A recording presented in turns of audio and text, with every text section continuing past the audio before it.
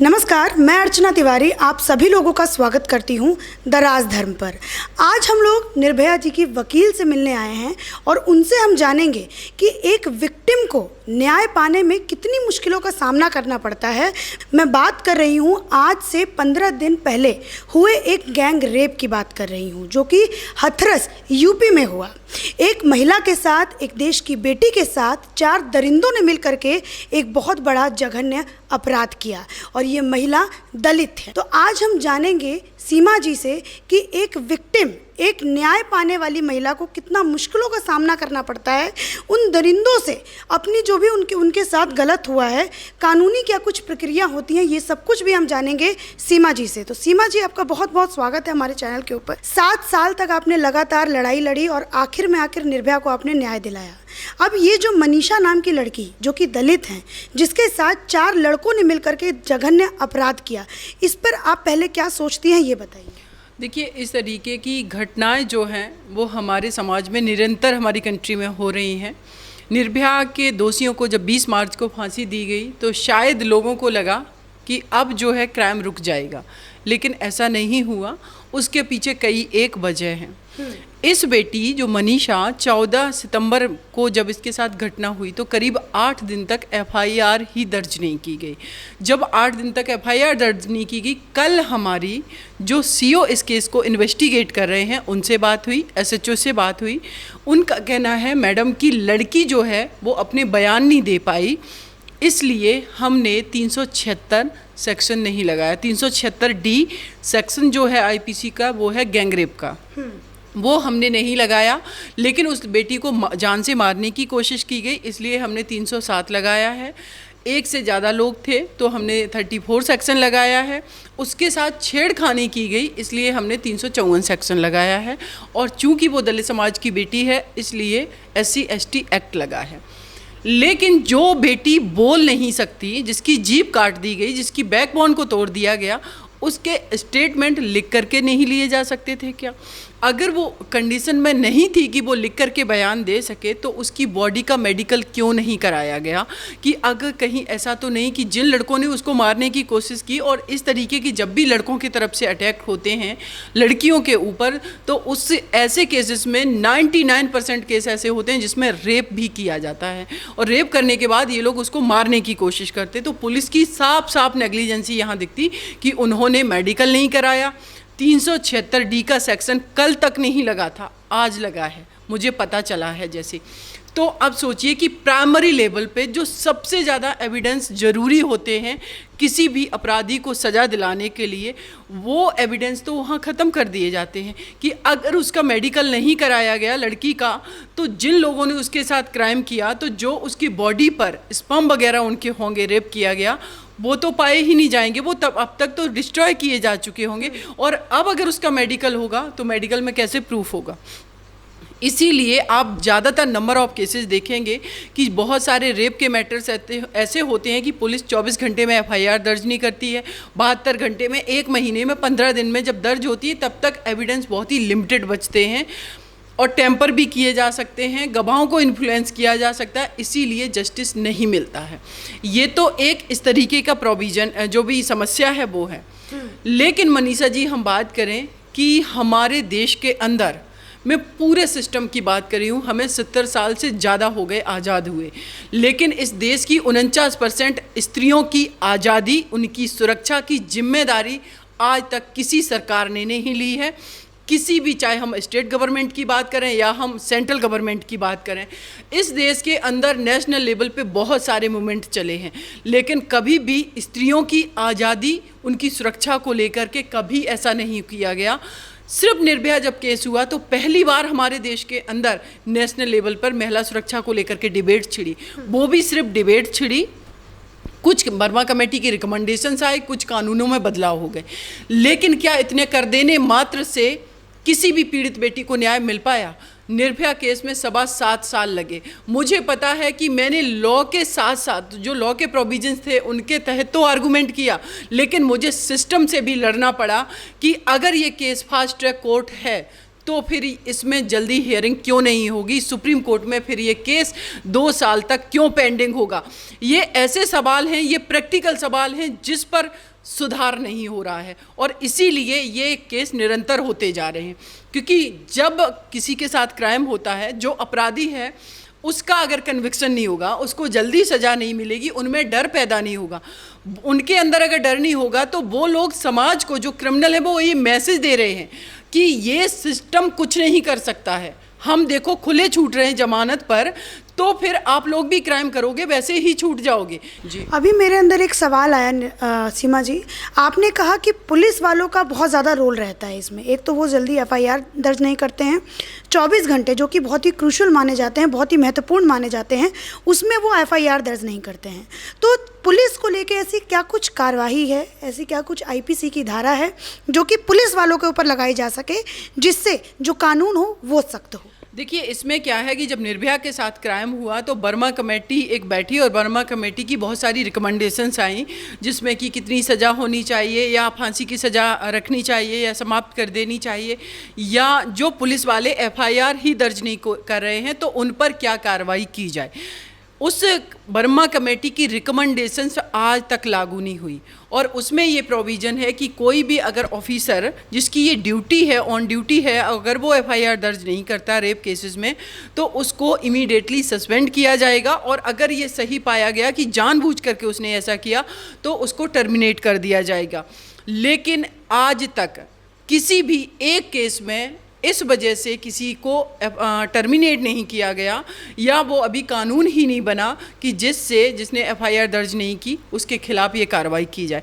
तो क्या मतलब है लॉ बनाने का? इसीलिए मैंने कहा कि आप कानून कितने भी स्ट्रिक्ट बना लिए, अगर ग्राउंड पर उनका इम्प्लीमेंटेशन नहीं है, लागू नहीं है, तो बदलाव नहीं होगा। मैं आपको बता रही हूँ, जितनी केस मैं हैंडल कर रही हूँ, जिसमें 304B के दहेज हत्या के मैटर हैं, पुलिस अरेस्ट ही नहीं करती है। उसमें पुलिस का कहना है कि उसने, लड़की ने खुद ने फांसी लगा ली, जबकि प्रोविज़न ये है कि 7 साल के अंदर अगर कोई भी जो भी विवाहिता महिला है उसकी डेथ होती है और उसको टॉर्चर किया गया है, क्रूअल्टी की गई है, अगर उसका एविडेंस है तो सब अरेस्ट किया जाएगा, लेकिन वो नहीं करते। उनका कहना है कि कोई खिलाफ में सबूत नहीं है और जो विक्टिम है, जो एक्यूज्ड हैं, उनसे वो लोग पैसे ले लेते हैं और उन पर कोई कार्रवाई नहीं होती। पुलिस इतनी बेखौफ है। और ऐसे सारे केसेस में मैंने 156(3) का जो प्रोविज़न एक होता है सीआरपीसी में, वो मैंने कोर्ट में एप्लीकेशन मूव कर रखी हैं कि पुलिस से पूछा जाए कि क्यों ऐसा नहीं करे। लेकिन कोर्ट का भी कहना है कि आप सबूत दीजिए। सोचिए, एक बेटी जो ससुराल में है, जो इतनी पीड़ित है, जिसके पास फ़ोन भी नहीं है यूज करने के लिए, वो मरने से पहले सबूत छोड़ करके जाएगी। वहाँ तो उसको पूरी तरीके से कैप्चर करके रखा हुआ, और जबकि ये अजम्पशंस हैं। आईपीसी, वो हमारा इंडियन एविडेंस एक्ट कहता है कि अगर ऐसा ऐसा हुआ तो ये अजम्पशन की जाएगी कि इन लोगों ने उसकी हत्या की है या उसने आत्महत्या की है, तो इस केस में उनकी अरेस्टिंग होगी, देन ट्रायल चलेगा। लेकिन पुलिस बिक चुकी है। 90% हमारे देश की पुलिस कभी न्यूट्रल वर्क नहीं करती, सिर्फ 10% करती है। सीमा जी, आपने अभी कहा कि एक बर्मा कमेटी बनी थी निर्भया के बाद, और जिसमें कुछ गाइडलाइंस लेके आए गए थे, रिकमेंडेशन हुए थे कुछ, वो जो है कैंसिल कर दिया गया, वो अभी तक लागू ही नहीं हुए। ये किसकी गलती है और ये कौन जिम्मेदार है कि जो बर्मा कमेटी की तरफ से जो रिकमेंडेशन, जो गाइडलाइंस दी गई थी, वो अभी तक लागू नहीं हुई हैं? कौन है इसका जिम्मेदार? ये बिल्कुल टोटली इसके लिए गवर्नमेंट हमारी रिस्पॉन्सिबल है, क्योंकि जो रिकमेंडेशंस आई वो लागू करने के लिए आई और इसको इमीडिएटली लागू करना चाहिए था, तभी ये बदलाव संभव होता। तो इसके लिए हमारी सरकार जिम्मेदार है और सरकार को अभी भी मुझे लगता है कि रिस्पॉन्सिबिलिटी ले करके ऐसा करना चाहिए। अगर नहीं करती तो मेरा यही कहना है कि इस देश में सत्ताएं आएंगी और जाएंगी, ढोंग सभी करेंगे, लेकिन हमारे देश की 49% आबादी को कोई भी सुरक्षित नहीं करेगा, क्योंकि इनके लिए हमारे देश की बेटियां, स्त्रियां सिर्फ वोट बैंक हैं। क्योंकि उनको पता है कि जब इलेक्शन होगा हम इनको लालच देंगे, स्कूटी देंगे, साइकिल देंगे, लेकिन ये अगर इनके साथ गैंग रेप किया जाएगा तो उसकी सुरक्षा की गारंटी मेरी नहीं है। तो ये सब कौन करेगा? तो गवर्नमेंट को मुझे लगता है कि इमीडिएटली फिर से एक बार सोचना चाहिए, भारत में जितनी भी महिलाओं से संबंधित कानून हैं उनमें कहाँ कहाँ कमियां हैं, उन सब पर बात होनी चाहिए, उनमें अमेंडमेंट होना चाहिए। फास्ट ट्रैक कोर्ट बने। और अलग से मेरा मानना है कि जब देश में 49% आबादी इतनी असुरक्षित है तो क्यों नहीं लोअर लेवल से लेकर के हायर कोर्ट तक एक पूरा सिस्टम अलग से फीमेल के लिए डेवलप कर दिया जाए, जिसमें पुलिस स्टेशन जो हैं वो महिलाओं के हों, जो भी कोर्ट हों फैमिली कोर्ट की तरह अदर भी जो कोर्ट्स हैं उसमें भी पर्टिकुलर महिलाओं के लिए वो बनाए जाएं कि जो भी गैंग रेप पीड़िता हैं या डोमेस्टिक वायलेंस के मैटर हैं, 304B का जो दहेज हत्या का मैटर है, मर्डर का, इनका इमीडिएटली जल्दी से जल्दी ट्रायल हो। चार्जशीट जो फाइल की जाती है उसका टाइमिंग 3 महीने है, मिनिमम 3 महीने, मैक्सिमम वो 10 साल में भी चार्जशीट फाइल होती है। ये है सिस्टम।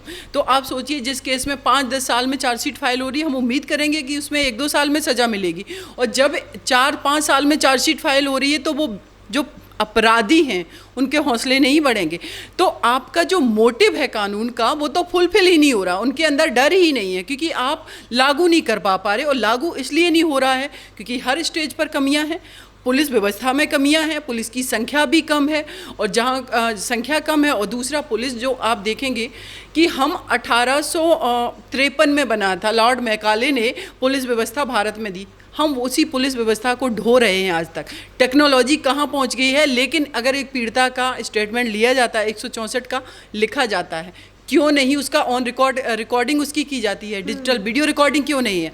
हर जगह FIR से लेकर के सुप्रीम कोर्ट तक हर चीज़ की वीडियो रिकॉर्डिंग होनी चाहिए, जिससे कोई ना किसी को गलत फंसा सकेगा, बाद में हॉस्टाइल नहीं हो पाएगा, और ना कोई पीड़ित जो कि न्याय जिसको नहीं मिलेगा, अपराधी नहीं बच पाएंगे। लेकिन इसको करने में किसकी समस्या है? क्या हमारी पॉलिटिकल विल पावर नहीं है ऐसी? 1-2 बेटियों को सम्मानित कर देने से देश की 49% आबादी सुरक्षित नहीं हो जाती, ये हमें सोचने की आवश्यकता है। ठीक है, इस समय जो विपक्ष है, चाहे वो प्रियंका गांधी हो, चाहे आप यूपी के विपक्ष को ले लीजिए, मायावती को ले लीजिए, अखिलेश यादव को ले लीजिए, ये सब के सब अब ट्वीटबाजी करने लगे हैं। जैसे ही इनको पता चला कि अच्छा ये यूपी में हुआ है, यूपी सरकार के अंडर में जो गवर्नमेंट आती है उसके उस क्षेत्र में ऐसा हुआ है, तो ये लोग फिर ट्वीट करने लग जाते हैं। ट्वीट करके ये कहते हैं, कोई कहता है, मायावती कहती हैं कि फास्ट ट्रैक कोर्ट में जाकर के इस मामले को करना चाहिए, मामला जल्दी से सुलझ जाए। उधर प्रियंका गांधी कहती हैं कि मैं पीड़िता के जो परिवार है उसको न्याय दिला के रहूँगी। तो ये सारा का सारा विपक्ष और जो सरकार है वो क्या एकजुट नहीं हो सकता ऐसे संवेदनशील मुद्दाओं पे? बिल्कुल एकजुट होने की आवश्यकता है। और मैं दूसरी बात ये भी कहूँगी कि प्रियंका गांधी कह रही हैं कि मैं पीड़िता को न्याय दिलाऊंगी। मैंने प्रियंका गांधी जी के साथ में कुछ टाइम काम किया है। जो एडवोकेट उस केस को इतनी शिद्दत से लड़ रही थी, उस एडवोकेट ने जब इनको फ़ोन किया, इनके फ़ोन तक नहीं उठते, इनके मैसेज के रिप्लाई नहीं होते हैं। ये सभी लोग ढोंग करते हैं। एक्चुअल में इस देश के अंदर सीरियस तरीके से कोई सोचता ही नहीं है अर्चना जी। अगर किसी ने सोचा होता तो शायद नेशनल लेवल पे मैंने कितने लोगों से मिली, मैं राजनाथ सिंह जी से मिली, उसके अलावा मैं इनके कांग्रेस पार्टी के भी लोगों से मिली, मैं बहुत पॉलिटिशियन से मिली, कि मैं चाहती हूँ कि हमारी पार्लियामेंट और हमारी जो स्टेट लेजिस्लेटिव असेंबली है उसमें एक लॉ पास हो, वो है महिला सुरक्षा गारंटी अधिनियम। उसके तहत, और ये नेशनल लेवल पे लागू हो, स्टेट में भी हो, कि उसमें अगर एक महिला के साथ किसी भी तरीके का क्राइम होता है तो उसकी फिनेंशियल सिक्योरिटी, उसकी सोशल सिक्योरिटी, उसका सारा मेंटेनेंस, एवरीथिंग, सारा कुछ गवर्नमेंट रिस्पॉन्सिबिलिटी ले। एक बेटी जिसको हमारे भारत में कल्चर है कि अगर वो नौकरी भी कर रही है तो शादी की जाती है, उसकी नौकरी छुड़वा दी जाती है, और जब वो बेटी शादी वाले लोग परिवार में ससुराल में टॉर्चर किया जाता है तो वो इंडिपेंडेंट नहीं है, वो किसी न किसी पर फिनेंशियली डिपेंडेंट है, या तो मायके में या ससुराल में। अगर वो डिपेंडेंट है तो वो जो लोग उसके अगेंस्ट क्राइम करें उनसे कैसे लड़ पाएगी? जब उसके पास पैसा नहीं है तो पैसा कौन देगा? गवर्नमेंट देना, रिस्पॉन्सिबिलिटी लेना। तो इसीलिए मैंने कहा कि एक महिला सुरक्षा गारंटी अधिनियम लाइए। एक बेटी के साथ अगर रेप होता है, उसका फादर किसान है, मजदूर है, रिक्शे वाला है, वो कहाँ से पैसे लाएगा? अगर उसको हर महीने कोर्ट जाना है, हर 15 दिन में कोर्ट जाना है, हॉस्पिटल जाना है, पुलिस के पास जाना है, वो कहाँ से पैसे लाएगा? तो उसके पास तो पैसे नहीं है, लोग बैठ जाते हैं। मैं ऐसे केसेस देख रही हूँ, बेचारे जिसकी बहन को मार दिया गया, कहता दीदी हम पैसे नहीं दे पाएंगे। तो मैं कहती कोई दिक्कत नहीं, मैं अपने घर से पैसे लगा करके केस लड़ती हूँ। लेकिन मुझे लगता है कि हमारी गवर्नमेंट को ये समझ में नहीं आता। निर्भया फंड बना, उसका पैसा 4 साल तक खर्च ही नहीं किया गया। वो पैसा किस लिए? एक तो जो हमारा बजट पास होता है, बजट जो भी पास होता है अर्चना जी, उसमें स्त्रियों का हिस्सा कहाँ है? यहाँ तो बात हम हिस्सेदारी की करेंगे ना, क्योंकि आप हमें सिक्योर ही नहीं कर पा रहे। निर्भया फंड बना, उसका पैसा आप इसलिए नहीं खर्च कर पाए क्योंकि आपके पास देश की महिलाओं की सेफ्टी सिक्योरिटी के लिए कोई गाइडलाइन ही नहीं है, कोई प्लानिंग नहीं है, कोई स्ट्रेटजी नहीं है। क्योंकि आपको कोई फ़र्क नहीं पड़ता, जैसे ही किसी के साथ क्राइम होता है हम लोग क्या करते हैं, डिबेट डिस्कशन करते हैं। डिबेट डिस्कशन होता है, रिएक्ट होते हैं, कैंडल मार्च होते हैं। अभी मैं बता रही हूँ, इस बेटी की भी मैं बात कर रही हूँ, मनीषा, जो हाथरस की बेटी है। 4-5 ज़्यादा 10-15 दिन तक चलेगा, उसके बाद लोग भूल जाएंगे। एक्चुअल में उस परिवार को जो फाइट करनी होगी ना, वो कोर्ट के अंदर करनी होगी। वहाँ पर लोगों को नहीं पता होता है। और वैसे ही निर्भया केस में हुआ, जब 2012 में एक क्राइम हुआ, पूरे देश क्या विदेश में भी प्रोटेस्ट किए गए। फिर आखिर 7 साल कैसे लग गए। अकेले मैं इस केस में जिस तरीके से मैंने संघर्ष किया है, उस चीज़ को मैं ही समझ सकती हूँ और निर्भया के पेरेंट्स समझ सकते हैं कि कितना मुश्किल था। कोर्ट में हम लोगों को जब डेट मिल जाती थी, जब जजेज लीव पर चले जा रहे हैं 2-2 महीने 3-3 महीने के लिए, वहाँ पर हम लोग क्या करें। और ईजिली इस चीज़ को एक्सेप्ट किया जा चुका है हमारे सिस्टम में कि अगर जज 2 महीने तक अगर नहीं है, लीव पर है या कोर्ट खाली है, ट्रांसफ़र कर दिया गया है, तो कुछ नहीं होगा। उसके लिए आप वेट करो, या तो नया जज आएगा तब वो देखेगा, फिर वो नए तरीके से पढ़ेगा। उसको केस समझने के लिए 2 महीने का टाइम चाहिए, फिर 2 महीने की डेट होगी। ये रूटीन बन चुका है हमारे सिस्टम में, ये इतना निष्क्रिय सिस्टम है। अर्चना जी, अगर आप इसमें घुसेंगे ना, तो मुझे लगता है समझ में नहीं आता कि हम 21st सेंचुरी के भारत हैं। आज हमारी माननीय सर्वोच्च न्यायालय, जिसमें 1-2 कुंटल की फाइलें हो जाती हैं, लोग उनके सर्वेंट फाइलें लेकर के जा रहे हैं, ट्रॉली में फाइलें जाती हैं, उसमें 10-10 साल केस पेंडिंग पड़े रहते हैं। ऐसी निर्भया केस में हुआ कि उनके जो एडवोकेट थे, उनकी आर्गूमेंट थी कि और केस पेंडिंग पड़े हुए हैं, इस केस में ही क्यों जल्दी है। हाँ। तो मैंने कहा मैं प्रोसीजर करवा रही हूँ, मुझे जल्दी है, मैं जितना जल्दी हो सके इनिशिएटिव ले रही। लेकिन सवाल ये भी है कि जो केस प्रेसिडेंट ऑफ इंडिया के पास पेंडिंग है 10 साल 15 साल से मर्सी पिटीशन डिसाइड करने के लिए, वो क्यों डिसाइड नहीं किए गए। हाँ। ये सवाल है। और फिर वो भी हमारे देश के प्रेसिडेंट ऑफ इंडिया कहेंगे देश में बेटियाँ सुरक्षित नहीं है, स्ट्रॉन्ग कानून होने चाहिए। अरे आपकी जो ड्यूटी है वो तो कीजिए ना, वो अलग कानून बनेंगे बनते। जो जहाँ बैठा है अर्चना जी, अगर वो ईमानदारी से काम कर ले, सेंसिबल तरीके से काम कर ले, तो निश्चित रूप से बदलाव होगा। लेकिन कोई भी नहीं करता है ठीक से काम, और जो करना चाहते हैं उसको अंडर एस्टिमेट किया जाता है, उसको काम करने नहीं दिया जाता है। निर्भया, अगर मैं केस की बात करूं, अभी ये जो हाथरस का जो अभी केस हुआ है, भारत की बेटी के साथ इतना जघन्य अपराध किया गया है, ये कोई अभी दो मत वाली बात नहीं है कि कल शाम तक आपको देखने को मिले कि लोग कैंडल लेके रोड पे निकल गए हैं। क्या लोगों की ये जिम्मेदारी नहीं बनती है, जिस तरीके से वो पिछले 2 महीने से 2 से ढाई महीने हो गए सुशांत सिंह राजपूत केस के लिए लगातार फाइट कर रहे हैं, लगातार इंसाफ की मांग रहे हैं। क्या इस समय इस बेटी के लिए भी क्या लोगों को सक्रिय होकर के इंसाफ मांगने की ज़रूरत नहीं है कि बजाय एक दिन आपने कैंडल उठा लिया, घर में आके बैठ गए, फिर उसके बाद आपकी जिम्मेदारी सारी खत्म। देखिए, हमारे देश के अंदर मुझे तो लगता है कि यहाँ पर क्राइम किस व्यक्ति के साथ हुआ, इससे भी चीज़ें निर्धारित की जाती हैं कि कौन, वो किस स्टेटस का व्यक्ति था। मतलब हम भले ही एक डेमोक्रेटिक कंट्री में रहते हैं, एक वोट का अधिकार सबको है और सबको इक्वली हमारा संविधान ट्रीट करता है। संविधान से मतलब कि हमारा जो भी सिस्टम है, पुलिस व्यवस्था है, प्रशासन है, सारा कुछ। लेकिन रियलिटी ये नहीं है। मैंने देखा है कि एक अगर स्ट्रॉन्ग पर्सन है, जो पावरफुल है, जिसके पास पैसे हैं, वो लोग चले जाते हैं, जाने की भी ज़रूरत नहीं है। पुलिस वाले घर पर आकर के FIR दर्ज कर लेते हैं। ये व्यवस्थाएं बनाई और एक पीड़ित व्यक्ति उसको भगाते हैं ये लोग। हमारे सामने वीडियो जाते हैं, एक अभी हमने कुछ दिन पहले देखा, एक हैंडीकैप्ड पर्सन था, उसको किस तरीके से पुलिस पीट रही थी। हाँ। तो इसको अर्चना जी, एक्चुअल में जो हमारी किताबों में लिखा गया है, जो हमारे कानून बने हैं, जो हमारा संविधान कहता है, वो सारी चीज़ें प्रैक्टिकली दिखनी चाहिए, लेकिन वो नहीं दिखती हैं। दूसरा मैं बात करूँगी कि करीब 70 साल होने जा रहे हैं मेरे देश के अंदर, आज तक महिलाओं के लिए कभी भी एक नेशनल लेवल पे कोई बहुत बड़ा कार्यक्रम नहीं चलाया गया। उनकी सुरक्षा पर, उनकी फ्रीडम पर बात नहीं की गई। इवन कि जब हमारी बेटियाँ फेसबुक पे, ट्विटर पे, कहीं पर भी कुछ अपने विचार लिखती हैं तो उनको ट्रोल किया जाता है और सबसे पहले एक टैग लगा दिया जाता करेक्टरलेस है। हाँ। क्योंकि हमारे देश में ये डिसाइड कर लिया गया कि जो लड़की सीधी सिंपल है, कम बोलती है वो गाय है, और वो इस सिस्टम में, इस सोसाइटी में बिल्कुल सही है। लेकिन उसी बेटी के साथ जब क्राइम हो जाता है तो लोग कहते हैं अरे बेटियों को स्ट्रांग बनाओ। जो तुमने कल्चर डेवलप किया है कि बेटी सॉफ्ट होनी चाहिए, दुबली पतली होनी चाहिए, कम खाए, कम बोले, वो बेटी कैसे किसी से फाइट कर पाएगी? आपने मतलब हिपोक्रेट टाइप के आप लोग हैं। बेटियों की अपब्रिंगिंग आप ऐसे करते हैं, हस्बैंड से आपको ऊंची आवाज़ में बात नहीं करनी है, सास ससुर के पैर छूने हैं आपको, इस तरीके का पूरा माहौल बना दिया गया। और फिर आप कहते हो कि वो बेटियां जाकर के फाइट करें। एक परिवार के अंदर आप देखेंगे एक बेटा और एक बेटी दोनों की अपब्रिंगिंग हो रही है। कैसे बेटा जा रहा है क्रिकेट खेल रहा है, बेटा जिम ज्वाइन कर रहा है, मसल्स बना रहा है, नॉन वेज खा रहा है, हर चीज़ स्ट्रॉन्ग बना रहा है। बेटी को कैसे आप अपब्रिंगिंग कर रहे हैं? लंबे बाल रखने हैं, सुंदर दिखना है, आपको कम बोलना है। ससुराल वाले आएंगे जब देखने के लिए, ट्रे ले जानी है, मेरी बेटी बहुत सीधी। क्यों मेरी बेटी सीधी? उसको सीधा क्यों बनना है? क्या आपको वो किसी के साथ क्राइम करने जा रही है अगर वो अपने राइट की बात कर रही है?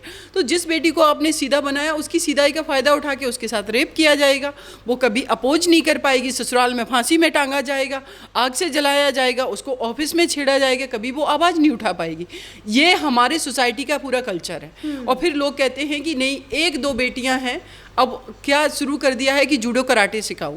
अरे आपके बेटों को जूडो कराटे सिखाने की क्यों आवश्यकता नहीं पड़ी?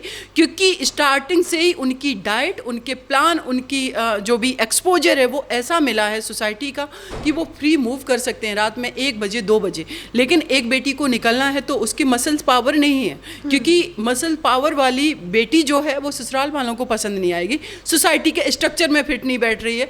तो मेरा अपना जो ओपिनियन है, मेरा मानना है कि अपब्रिंगिंग जो की जा रही है, बेटों को सेंसिटिव बनाओ और बेटियों को स्ट्रॉन्ग बनाओ। क्योंकि आपकी बेटियां अगर स्ट्रॉन्ग हो भी रही हैं, एम्पावर्ड हो रही हैं, पढ़ रही हैं। निर्भया डॉक्टर थी, ये बेटी भी स्टडी कर रही थी जो हाथरस की है। दिशा रेड्डी भी डॉक्टर थी। या कितनी ऐसी बेटियां हैं जो बहुत इंटेलिजेंट, पावरफुल हैं, लेकिन उसके बावजूद भी उनके साथ रेप करके मार दिया जा रहा है। इसका मतलब है कि जो वर्ग अटैक कर रहा है, जो पुरुष वर्ग अटैक कर रहा है, उन तक हम क्यों नहीं पहुंच पा रहे कि उनका माइंडसेट क्या है, वो क्या चाहते हैं। इसके लिए क्या गवर्नमेंट ने कभी सोचा कि क्यों बदलाव नहीं हो पा रहा? सब कहते हैं मानसिकता ऐसे ही बदल जाएगी। जब हमारे पार्लियामेंट में बैठ करके पॉलिटिशियन कमेंट बाजी करेंगे महिलाओं पे, उनके लिए भद्दे भद्दे कमेंट करेंगे, तो उनके जो फॉलोअर हैं उनके माइंडसेट बदलेंगे, बल्कि वो तो और भी गंदे उनके माइंडसेट होंगे। उनको पता है कि एक पॉलिटिशियन अगर ऐसा बोल सकता है तो मेरे नेताजी ऐसे बोल रहे तो हम क्यों नहीं ऐसे करेंगे। अगर एक IAS ऑफिसर अगर क्राइम कर रहा है तो उस ज़िले को वो ये भी मैसेज दे रहा है कि कोई कुछ नहीं बिगाड़ पाएगा अगर आप स्त्रियों के साथ क्राइम करेंगे। ये पूरा अर्चना जी ऐसा पैटर्न है जो रिफॉर्म मांगता है, और पूरे देश के अंदर एक बार मुझे लगता है कि रिवोल्यूशन की ज़रूरत है। और इस देश की अगर 49% आबादी में से अगर 2-3 करोड़ महिलाएं भी एक बार इस दिल्ली में आ करके दबिश देंगी तो शायद हमारी जो सरकारें हैं, चाहे वो राज्य सरकारें हों चाहे सेंट्रल सरकार गवर्नमेंट हो, हम पर्टिकुलर किसी की आलोचना नहीं कर रहे हैं, लेकिन जहाँ महिला इंटरेस्ट की बात है, जहाँ महिला हित की, उनकी सुरक्षा की बात है, तो मुझे लगता है कि सबको एकजुट होकर के आना होगा। आप पार्लियामेंट में देखिए कि हमारी जितनी भी मेंबर ऑफ पार्लियामेंट हैं या हमारी जितने भी MLA हैं वो पार्टी के फॉलोअर हैं। अगर उनके राज्य जो है वहाँ पर जो गवर्नमेंट है, अगर क्राइम हो जाएगा वो आवाज़ नहीं उठाएंगे, चाहे भले ही किसी महिला के साथ। और बाकी उनको पता है कि अगर हमने आवाज़ उठाई तो पार्टी मुझे बेदखल कर देगी, निकाल देगी। तो एकजुटता है ही नहीं महिलाओं में, क्योंकि हम भी उस पैट्रियोटिकी को ढो रहे हैं। कहीं ना कहीं हमें लीड करने वाला एक मेल पर्सन भी है। और जब मेल पर्सन के माइंड सेट से सोसाइटी बनेगी तो बदलाव कैसे होगा? हम क्या सोचते हैं, हम स्त्रियां क्या सोचते हैं, हमें कैसे सुरक्षित होना है, ये हम लोगों को अब निर्धारित करने दीजिए। ऐसा नहीं है इस देश की बेटियां काबिल नहीं हैं। एक से एक ब्रिलियंट बेटियां पढ़ी हों, चाहे आप मीडिया में देखिए, आप IAS ऑफिसर के रूप में देखिए, IPS, सब ने एग्जाम्पल्स पेश किए हैं। किरण बेदी को ले लीजिए, इंदिरा गांधी जी को ले लीजिए, या हमारे लास्ट टाइम जो ओलंपिक हुए, बेटे भी गए, खूब उनका मसल्स पावर है, सब कुछ, लेकिन मेडल 3 सिर्फ बेटियां लेकर के आईं। लेकिन उन बेटियों को तुम या तो कोख में मार रहे हो, या उन बेटियों को स्कूल में रेप किया जा रहा है, कॉलेज में, बसेज में उनको कुचला जा रहा है, रौंदा जा रहा है, लेकिन कोई फ़र्क नहीं पड़ता। और फिर हम कहते हैं हमारे देश में पूजा जाता है बेटियों को। अरे ये ढोंग मत करिए, पूजने की हमें आवश्यकता ही नहीं। मेरे जो बेसिक राइट्स हैं, मेरे जो बेसिक ह्यूमन राइट्स हैं, हमें उनको यूज करने दीजिए। और हमारे बेसिक जो ह्यूमन राइट्स हैं वो हमारे जीने का अधिकार है, मेरे पढ़ने का अधिकार है, अपने तरीके से हमें आगे बढ़ने का अधिकार है। लेकिन ये सारे अधिकार आप नहीं देंगे। नवरात्रि आएंगी, 9 कन्याएं छोटी छोटी आएंगी, और उसी में से मैं एक जगह न्यूज़ पढ़ रही थी कि नवरात्रि के टाइम 9 कन्याएं जो हैं वो किसी के घर पे खाने के लिए जा रही थी, जिसको कंचका वगैरह यहाँ दिल्ली में बोलते हैं। उसमें से एक बेटी का रेप कर दिया गया, उसी देवी का रेप कर दिया गया ना। फिर तो वो, अगर आप उसको देवी के रूप में पूज रहे, किसने किया? तो 2 तरीके के माइंडसेट है मेरे सोसाइटी में। हम बहुत ही बड़े हैपोक्रेट लोग हैं। हम प्रैक्टिकली जो समस्याएं हैं उन पे बात नहीं करना चाहते, हम हाइपोथेटिकल बात करते हैं। हम हमेशा कहते हैं नहीं, देश में नारी यत्र सरस्ते पूज्यते रमन्ते देवता, ठीक है, लेकिन फिर ऐसा क्यों हो रहा है? इस पर क्यों नहीं बात की जाती है? तो इन सारी चीज़ों पे जब तक प्रैक्टिकली नहीं सोचा जाएगा, लोग जेन्युइन तरीके से काम नहीं करेंगे, तब तक मुझे नहीं लगता अर्चना जी बदलाव होगा। और मैं तो कहती हूँ कि देश की बेटियों को कि अगर आपके साथ क्राइम हो, आप चलिए ना, आप आर्म्स की ट्रेनिंग लीजिए। अगर फिजिकली स्ट्रांग नहीं है, आप आर्म्स रखिए, लाइसेंस बनवाइए। जो भी लड़कियाँ जो पढ़ लिख रही हैं, जिनके पास अगर पावर है, तो सबसे ज़्यादा तो उनको जो भी लाइसेंस के तहत उनको आर्म्स रखना चाहिए। और जहाँ पर भी कोई अटैक करे, सीधे शूट करो, क्योंकि ये बहुत आवश्यक है कि जब तक गवर्नमेंट के लेवल पे, कानून के लेवल पे डिटरेंस पैदा नहीं होगा, जब ये अपने सेफ्टी के, अपने डिफेंस में अगर बेटियां आर्म्स उठाना शुरू कर देंगी, तब कुछ तो डर होगा ना इन लोगों में। सवाल पूछूंगी कि आपने कहा कि आर्म्स उनको मतलब इजीली मिलने चाहिए, बंदूक जो है, ये सारी जो चीज़ें, हथियार उनको, लड़कियों को इजीली प्रोवाइड होना चाहिए।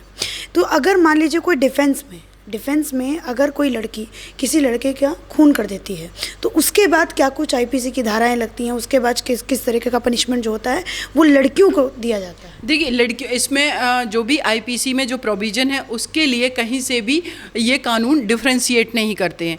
अगर सेल्फ डिफेंस में किसी एक मेल पर्सन ने या फीमेल ने अपनी जान को बचाने के लिए, अगर वो डिफेंस में उसने कोई भी आर्म्स चलाया है और वो प्रूफ हो गया है, तो उसको टोटली एक्विटल कर दिया जाएगा, उसको निर्दोष साबित कर दिया जाएगा। लेकिन वो प्रोसीजर चलेगा कि एक लोगों की हत्या हुई है, एफआईआर भी दर्ज होगी उसमें, और किस किस तरीके से सारा उसका विवरण होगा, लेकिन वो प्रोसीजर का पार्ट है, वो कोर्ट के थ्रू ही एक्विटल उसको किया जाएगा।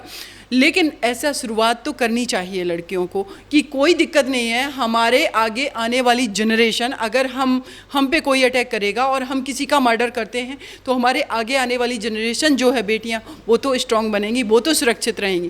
क्योंकि अल्टीमेट आपके हमारे पास है क्या फाइट करने के लिए ऐसे क्रिमिनल माइंडसेट लोगों से? या गवर्नमेंट के लेवल पे इस तरीके के जो व्यवस्था है, जागरूकता कानून है, वो ऐसे चलाए जाएं, कार्यक्रम चलाए जाएं कि जो बच्चा 3 साल का है, जब वो स्कूल में जा रहा है, तो हर उस देश के हम 3 साल वाले बच्चे के पास तक पहुँचें। क्योंकि उस बच्चे में हम जो डालेंगे उसके दिमाग में, चाहे वो स्कूल के थ्रू या फिर उसके जो भी घर से, पेरेंट्स से अपब्रिंगिंग जो हो रही है, वही आगे जा कर के वो वैसा ही बनेगा। लेकिन आज हम 40-45 साल के व्यक्ति का माइंडसेट नहीं बदल सकते हैं, लेकिन उस बच्चे तक तो हम पहुंच सकते हैं। जब हम कितना भी नैतिक शिक्षा की बात कर लें, अभी हमारी एजुकेशन पॉलिसी आई है, जब इतनी बड़ी समस्या है, अनएम्प्लॉयमेंट की समस्या है, तो उस पर एजुकेशन पॉलिसी में फोकस किया गया कि ज़्यादातर व्यावसायिक शिक्षा जो है उस पर फोकस किया गया कि कैसे लोग अपना एम्प्लॉयमेंट क्रिएट करेंगे, सारी चीज़। जब देश की 49% आबादी की इतनी बड़ी समस्या है, तो मेल पर्सन जो अटैक करते हैं उस पर, उसको सेंसिटिव बनाने के लिए क्या कोई आपने प्रोविज़न किए हैं? बाद में आप हटा देना, जब हमारी सोसाइटी इतनी सब हो जाए कि हमारे दिल्ली देश की कैपिटल में अगर 1 बजे रात को एक बेटी फ्री मूव कर लेती है और लगे उसके साथ कोई क्राइम नहीं होगा, वो पूरी तरीके से सेफ है, तब आप हटा देना उस प्रोविज़न को। लेकिन अभी तो आप कर सकते हैं ना, और ऐसा हुआ भी है कई बार, ऐसा बहुत सारे कानूनों में बदलाव हुआ है। तो इस लेवल पर अगर काम होगा कि उस बच्चे तक, उस बच्चे के पेरेंट्स तक हम पहुँच पा रहे हैं कि जितना आपको अपनी बेटियों को स्ट्रॉन्ग बनाना है, एजुकेशन देनी है, उनको एम्प्लॉयमेंट, वो मतलब जॉब करेंगी हर चीज़, उतना ही अपने बेटों को भी सेंसिटिव बनाना है। क्योंकि सोसाइटी दोनों से है। अगर हम सिर्फ ये सोच लेंगे कि बेटियों को एम्पावर्ड बनाते जाना है, बेटों से बात नहीं करनी है, तो कभी भी हम मिक्स हो करके, कभी भी हम कलेक्टिवली वर्क नहीं करेंगे। जो वर्क क्राइम कर रहा है वो करता रहेगा। और जो बेटियां हम कहेंगे कितनी एम्पावर्ड कर दो, आज दिल्ली की राजधानी में मैंने 4 लोगों को हैंगिंग कराई है, लेकिन मेरी कोई गारंटी नहीं ले सकता कि मैं देश की राजधानी में अकेले मूव कर सकती हूँ। मुझे भी डर है, हर बेटी को डर है, लेकिन कोई भी बेटा ये नहीं कह सकता कि रात में उसको 12-1 बजे डर है। तो हमारे लिए सड़कें किसने असुरक्षित कर रखी हैं? तो उन जिन लोगों ने असुरक्षित कर रखी हैं उनको अपने साथ जोड़ करके काम करना बहुत ज़रूरी है। और जितने भी डिबेट डिस्कशन हो रहे हैं आज मीडिया में है, हम लोग बात कर रहे हैं, तो मेरा मानना है, मैं फेसबुक लाइव भी जाती हूँ, मेरे साथ बहुत ही रूरल एरियाज़ के भी बच्चे जुड़े हुए हैं, वो हमसे डायरेक्ट कनेक्ट होते हैं। तो मुझे लगता है कि मैं अपनी बात वहाँ तक पहुँचा पा रही हूँ।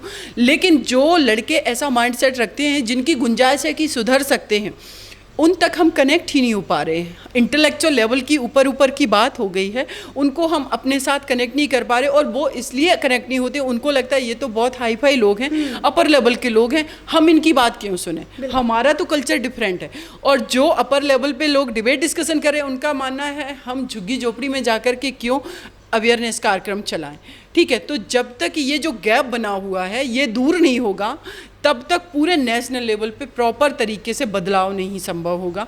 तो इसकी बहुत आवश्यकता है। जी, बहुत बहुत धन्यवाद। ये आपने सुना सीमा जी को, और इन्होंने बताया कि क्या कुछ दिक्कत परेशानियां आती हैं एक विक्टिम को न्याय दिलाने में। और उन्होंने अपना जो निजी इनका कार्यक्रम था, या फिर उन्होंने निर्भया को न्याय दिलाने में जितना भी उन्होंने सफ़र तय किया, उन 7 सालों में उनके बारे में भी बताया। तो बहुत बहुत शुक्रिया हमारे चैनल के साथ जुड़ने के लिए। धन्यवाद।